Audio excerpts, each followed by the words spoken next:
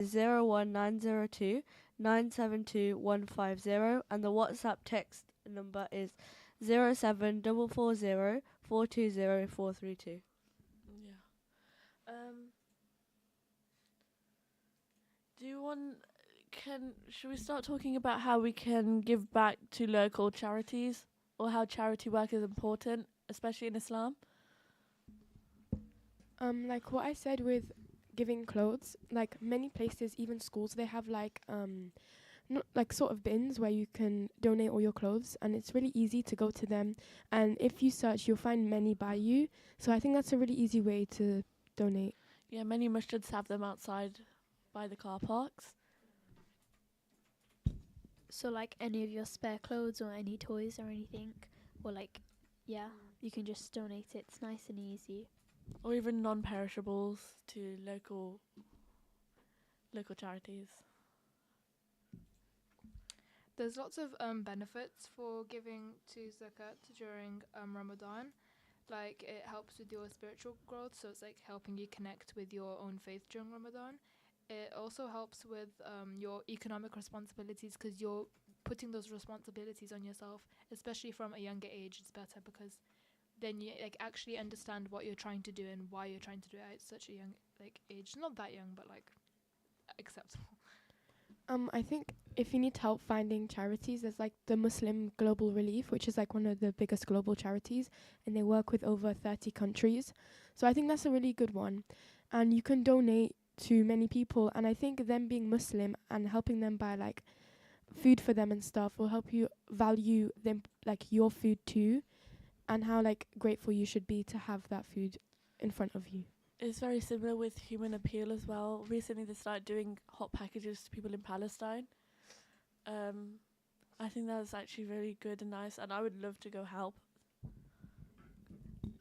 This Ramadan, my mum like she bought some dates from this Palestinian like company. So like I think they give all their profits to help fund like in Palestine. So that's just like another way, because like you can just give some extra money to charities. Yeah, so more ways that you could give to charity or like raise money for charity. You could like maybe set up a car wash maybe and ask volunteers to like help wash like cars, and it's actually like an like easy way to raise money. It's not like you'd have to waste too much money on it. I think a way to stay motivated is to do this stuff with close friends, because then they can also learn the value and the importance of it. So if you aren't motivated, maybe make a group chat with your friends and plan something to do together that will help donate to charity. Yeah, I think the point that I made about including other people, like not just friends, like just anyone, like even like non-Muslims, just include anyone because it's at the end of the day, it's spreading awareness and it's showing other people what we do during Ramadan and what our religion's about and how we try to give back to those in the world. It's also about having the right niyyah, which is intention when you give to charity, not just to. You don't want to seem like you're giving it just to make other people, just to make you look good, but that you want to help others and you want to get rewards from Allah. So technically, you should just keep it to yourself and give the niyyah to Allah that you're doing it for Him, no one else. Yeah, I agree with that. Sort of like giving back isn't something you should be showing off. It's more of like for spiritual like development to get closer to Allah. You should also encourage others to give to charity. Maybe if you're doing like a sponsored run, for example, encourage other people to do it with you.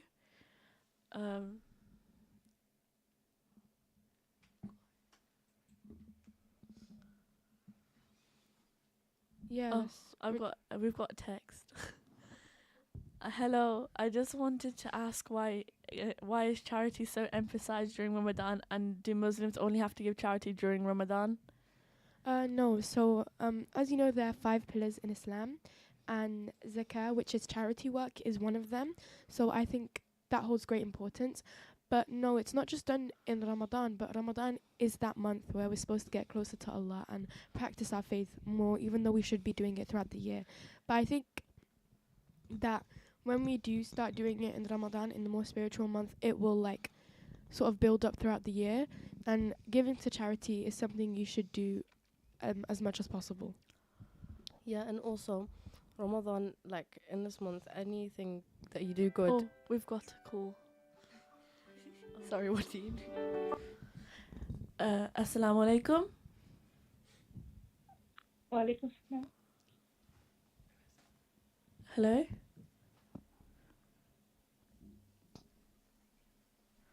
Oh, they ended the call. Sorry. Did you want to finish your sentence, Wateen, or were you done? I was saying that like in Ramadan, anything that you do good is like the good deeds are like doubled. So like that's why people do more good deeds like charity in Ramadan. On the topic of Ramadan, also, if you when you give up bad habits, the whole point of Ramadan is to keep getting rid of those bad habits and creating new habits for you to think of to do. Yeah, I think the idea of building good habits is really important because those kind of stuff will last you a lifetime. Because when you're older, you are supposed to donate, like, I think 2.5% of your savings to sort of purify the wealth, because wealth is sort of something that divides Islam. Oh, okay. Assalamu alaikum. Hello. Assalamu alaikum. Walaikum assalam. Who is? Can I ask what your name is? Sorry. What is your name? My name is Amina. Amina. And how old are you? Sorry, I can't hear you. How old are you? I'm good. How are you? What is your question today? What's your question? Hello. Hello? Hello? Yeah, I was gonna ask, what age do you start paying zakat? Pardon? I think she said, what age do you have to be to start giving zakat? You can... Oh. So in Islam, there's no specific age, but like normally it's like when around the age of maturity or like around puberty. But like as a child, it's like I would give zakat with my mum. Like if I had any like extra pocket money, I would like, and if I saw like anyone on the streets, I would my mum would encourage me to like give some of my sharings to them. I don't think you don't have to give 2.5 of your percent of your savings or wage until you get a job. Yes. Thank you for that question though. I've got another question saying, how can we make sure that our charity is actually going to where it says it's going to go? So I think if you research into your charity that you want to give into, and you like word of mouth basically, if you know other people who give into this charity and they know it's going straight to where they said it's going, then it should be okay. Do you have any other comments? Yeah, you could like check the charities like credentials and stuff, and you can like make sure that they're like registered and things to make sure they're actually giving the money to where they say they are. Yeah. So you're not like just like giving your money to charity, but you're not actually. Like And if you don't know like where to get like which charity to donate to, you could just like ask like your friends or your family for like some recommendations, just so you know you're on the safe side. Or if like the charity is verified, or if there's like lots of people donating to that charity. Yeah, I really agree with what Inaya said, because if you're ever stuck with stuff like this, it's really good to ask family because they can always help. But I also think asking your local mosque is really helpful because they sort of know what's best around you. Yeah. Wateen, do you have anything to say? You've been quite quiet, my darling. No. No. Kieran? Okay, we've got another question. what are some small acts of kindness that you girls have done during Ramadan to make the world better? So during Ramadan, I always like watch my mouth and like don't like try not to say anything. And like if I like, it's also like good to like give out compliments, because yeah, or like giving zakat basically, or like giving out any like compliments, being nice to people in general, like trying not to say any like bad words, and praying 5 times a day. Okay, yeah. During Ramadan, I like limit how much I listen to music. So like, I don't go on Spotify and stuff like that for the whole month. And like, yeah. I mean, I have a Ramadan playlist which is full of nasheeds from like Mara Hussein and Harish J. Yeah. Tabarakallah. I think helping your neighbors, which is sort of a small thing but really easy to do, even if they're not Muslim, because that's something that's really exaggerated in Islam.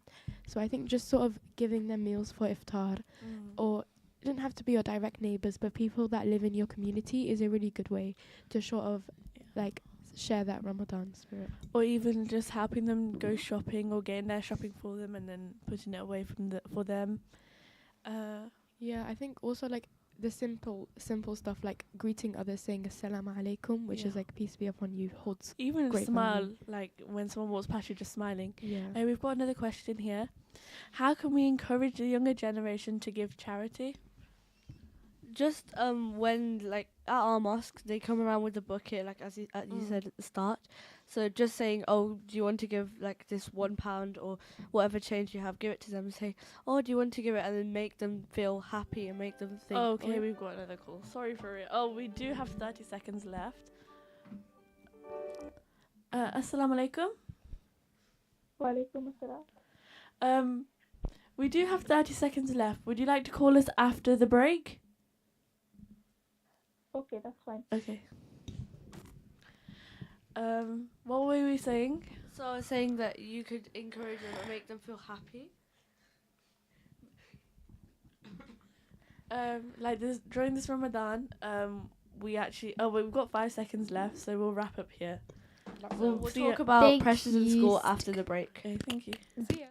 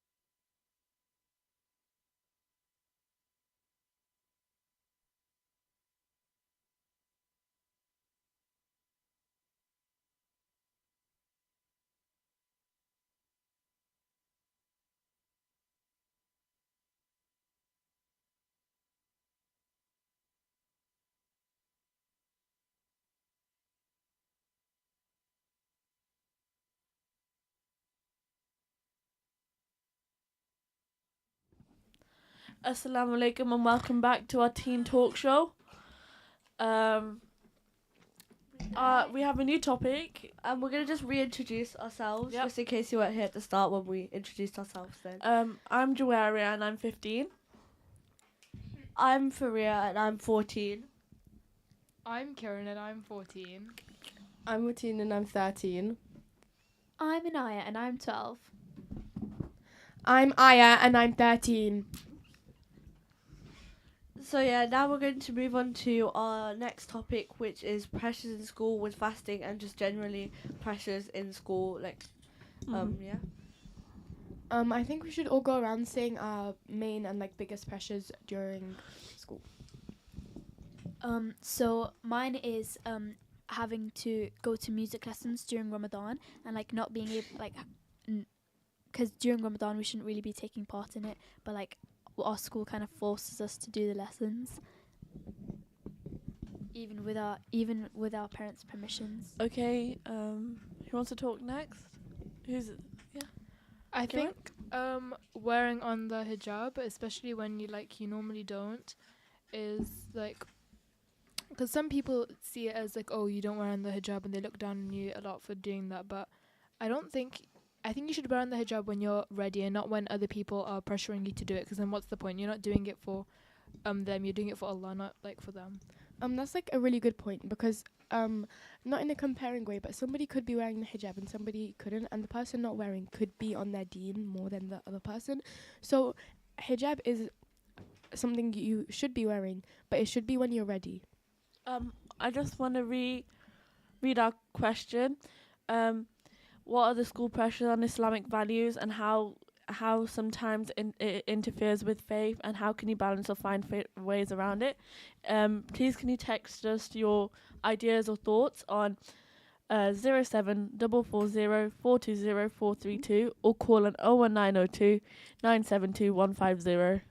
Yep. So the text message is our WhatsApp number. Yeah, like Kieran was saying, if you're not ready to wear hijab, some people might say, some people might feel pressured to wear hijab by their parents, and then they might not wear it properly, and all their hair might be out and things, and they might feel like they might leave for school wearing it and then take it off at school, which I think is not like right. If you're going to wear it, you should be ready and yeah.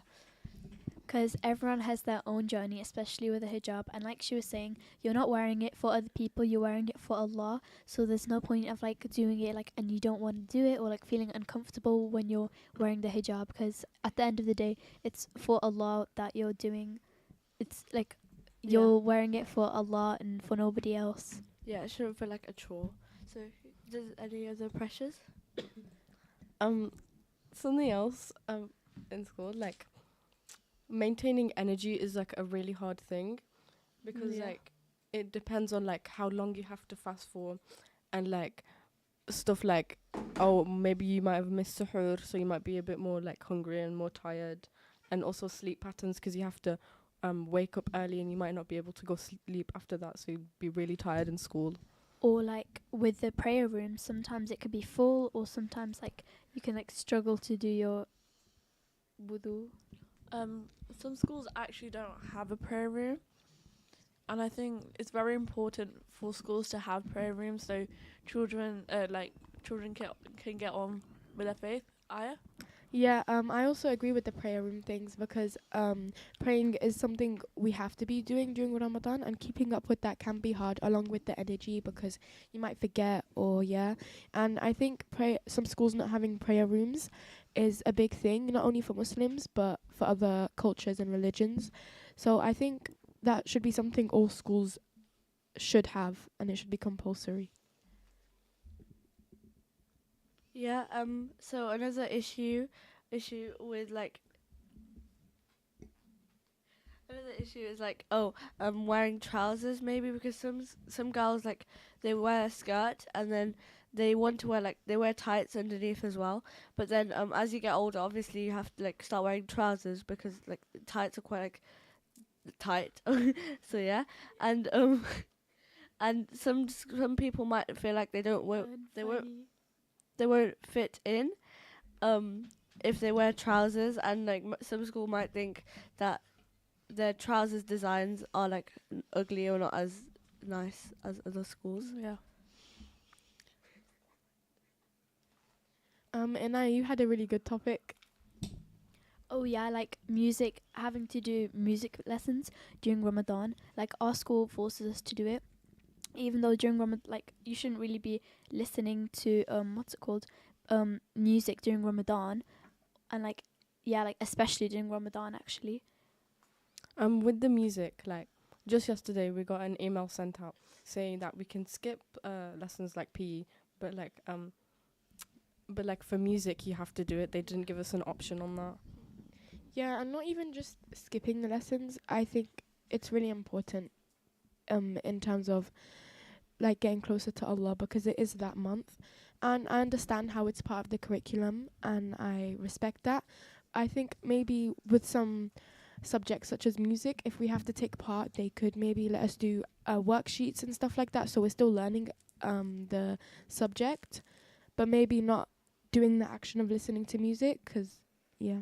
Yeah, I agree with Aya. I think it would be more better if, for those people that did strongly believe that they're not supposed to listen to music during Ramadan, to just be given worksheets instead, because I don't think it's that hard. And like music isn't really a main subject in school either. So like most Muslims, like 90% of Muslims, wouldn't even be taking music next year, so they wouldn't even need it. So what's the point of going through all of that? We've got a question now. My daughter's school does not have a prayer room. I think it might be a good idea to have a petition at the school to encourage a prayer room. What are your thoughts on that? Yeah, I think starting a petition would be a good idea, or just like constantly bringing it up. Like if you have school council, you can ask people in your school council, like in your classes, or school council that you know, to just bring it up during meetings, or just anyone that is part of a higher role in school. Just ask them to just mention it during meetings with teachers. Also, like with the prayer rooms, our school has a prayer room, but I don't know if they're doing it on purpose or not. Last year they put so many like posters with like faces on, and obviously you can't pray with this like eyes, and there was so many in the one room, so we had to scribble them all out. Yeah, that was quite. We've got another question. What tips do you have for Muslims who don't have a prayer room in their school but want to stay on top of their prayers? I think bring a prayer mat and obviously a scarf in if you don't already wear one. And as long as the area you're praying in is quite clean, so it could literally be in an empty classroom if you ask, or just a clean area, maybe somewhere like in the reception area there might be a free space. And just making sure you have consent, and yeah, then it should be really fine to pray there if you want to keep up. Okay, going back to our question about pressures in school. I think pressures in school, in terms of especially girls who have their menstrual cycle during Ramadan, and then loads of people are coming up to them and asking, "Oh, why are you not praying?" But they feel uncomfortable to say to people. Mateen? Also, like, me and my fasting friends, we had to do this like presentation, and obviously like it was like the last lesson of the school day, so like we were all like really tired, so we asked the teacher if we could like just like miss out on it, and then she asked us if we wanted to go get water, even though we told her that we were fasting. Yeah, it's really funny how like non-Muslim. That is despicable. Yeah, like you won't believe the amount of times a teacher would go at the end of the lesson like, "Oh, it's getting warm, so if you everyone make sure you have a drink." And it's always during Ramadan. Yeah, and I told my teacher that I was like, I had a bit of a headache because I was fasting. She was like, "Oh right, if you have a headache, do you want to have a drink of water?" And I was like, "Miss, I'm fasting, not even water." I have my food tech exam for GCSE where I have to do a practical, and it's 3 hours and a half long. Wow, it's very long. My teacher asked me if I would be okay during this because it was obviously during Ramadan, and she said, "Can you still keep yourself hydrated with water?"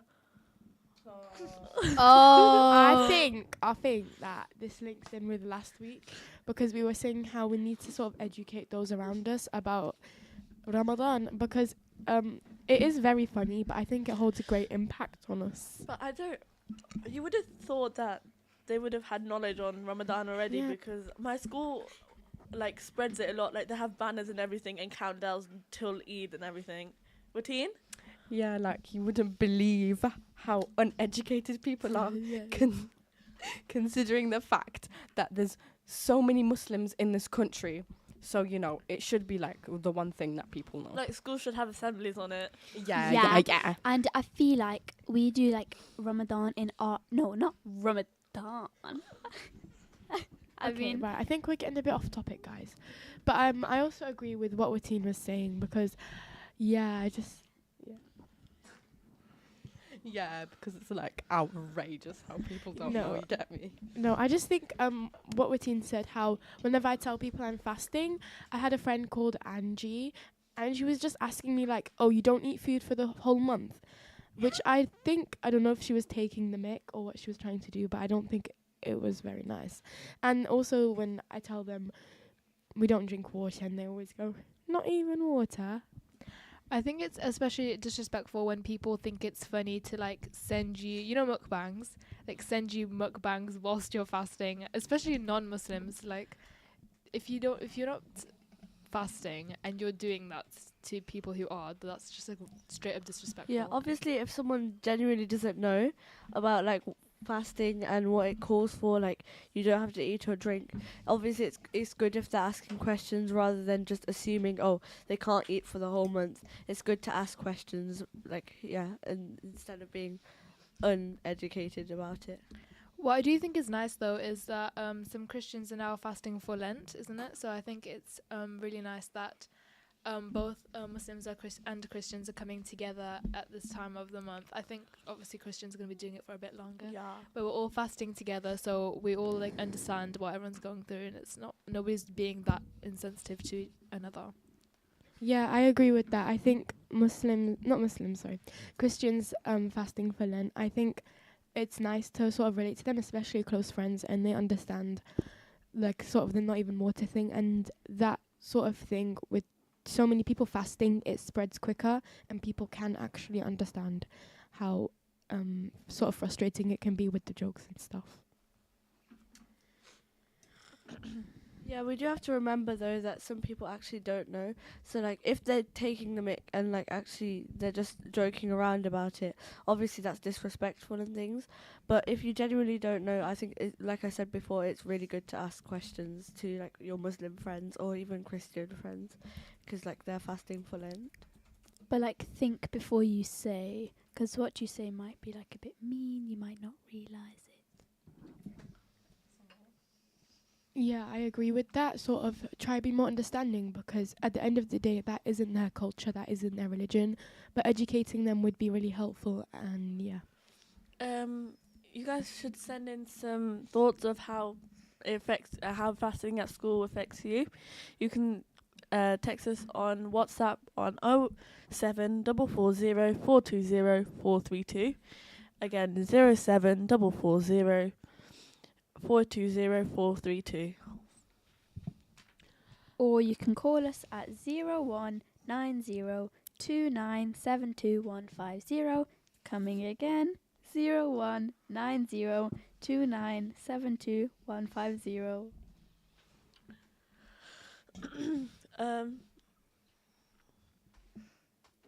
Kieran, do you have any pressures that you face at school? I don't think This you. wouldn't really be at school, but this would be like before school, like trying to get your sleep before school, because obviously we have to wake up for suhoor in the morning, and waking up can be difficult, but then staying awake, eating your food, and doing the prayer, which is obviously all doing the prayer is compulsory, so we have to do it.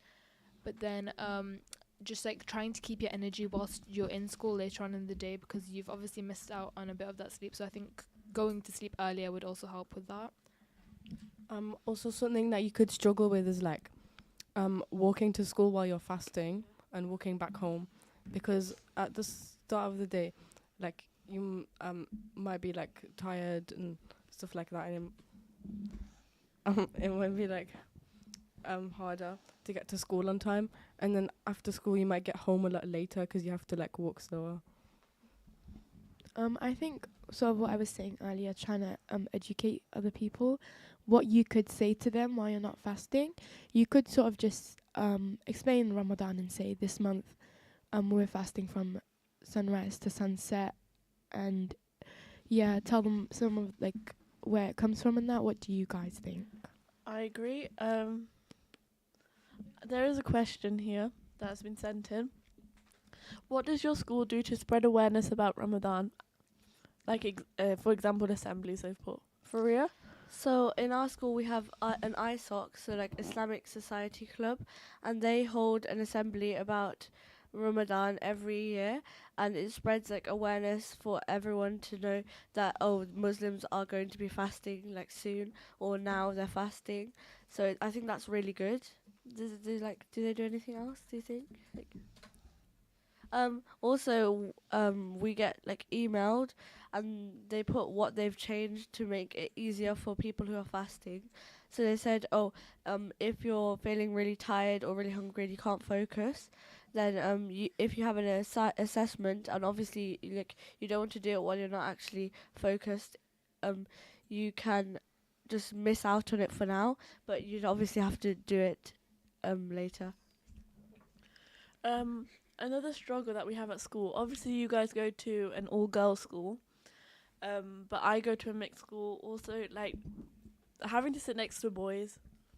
Yeah, like seating plans, because Yeah. like nowadays teachers assign, like they make the seating plans themselves, so we don't get to choose who we sit next to. So yeah, did you want to add anything? I just wanted to talk about like where you guys at lunchtime, where you guys like just like can't like just chill out, hang out during lunch So- whilst you're not eating food. Personally, I actually don't mind seeing other people eat. Like, I feel like it helps me get less hungry. Helps me get. Are you okay? Sorry, there's a hungry. lump in my throat. It helps me get less hungry, and like the smell of the food as well. So I just sit at my lunch table, like where I normally sit. And my friend, she's non-Muslim, but she still fasts with me, which is really, really nice of her. So like me and her, like we can like talk together. That's and so nice. It's quite And cute. During Nice and lunch, sweet. during You okay? Okay. She's got a bit of a cough. Yeah, I think you should just take a breather. But what Anaya said, right. What Anaya said. during lunch Yeah. as well, if you like, you can like go to the prayer rooms. Whenever I try and go to the prayer rooms, though, it's normally full because like they have random meetings, which is like, yeah, it's okay though. Yeah, our 'Cause- prayer room is also like a meeting room, so like if there's someone in there, we can't like pray until they're done. So yeah. What was I going to say? What Anaya said with her friend fasting with her, I think that's really important because friends like that are like really, really, really good because they're the kind of people who understand how hard it can be and want to support you. Even if your friends don't fast with you, as long as they understand how it's like and want to respect that, I think that's really important. We have another text from someone. Salam everyone. Well done on another wonderful talk show. I would like to ask, as a mother of teens, how do you overcome the challenges of praying on time? My children need constant reminders, and in these short days, it's easy to miss Salah. What would you advise to be the best way to pray, Auntie Naseem? So I think that it's really good to have like salah trackers around your house and just like reminders maybe around your house and it's good to like train them from a younger age and just make them participate and not think that it's a chore, I don't want to pray like that. We want it to seem like we're getting closer to Allah and we're like Yeah. Um, Encourage them to also pray at school, like Zuhur, so they don't miss it, depending on what time they finish. yeah, if they have a prayer room. Yeah. I think also getting nice prayer mats and nice like abayas to pray in. Yeah. Might For encourage like them, yeah. girls, obviously. They look nice. Yeah, is just like would encourage Very people to nice. pray more because they Aya? want to look forward to wearing that stuff. Yeah, I think sort of prayer apps is a really big thing because they help a lot, and they also have many features on them, such as if you're somewhere where you're not familiar with, facing the Qibla. I also think encouraging children from a young age to pray with you will also Yeah. set them in that mindset to pray every day and teach them the importance of praying. Yeah, do you ever see those videos where like the people are praying and their children are start copying their moves? Yeah, I Yeah. I Those have, are like- really cute, aren't they? I have a 3-year-old cousin, and then whenever I pray, she comes and stands next to me. She does she just the prays. sajda and everything. And Also- it's really, really cute. But I think you also need to explain to your kid before that they need to like take it seriously and that they need to pray with you, because you can also see those kids in the mosque. I'm sure you've seen it when like people are praying and then jumping on top of people that are praying, especially when you're like going down and Yeah. just It's not jumping on funny. the back.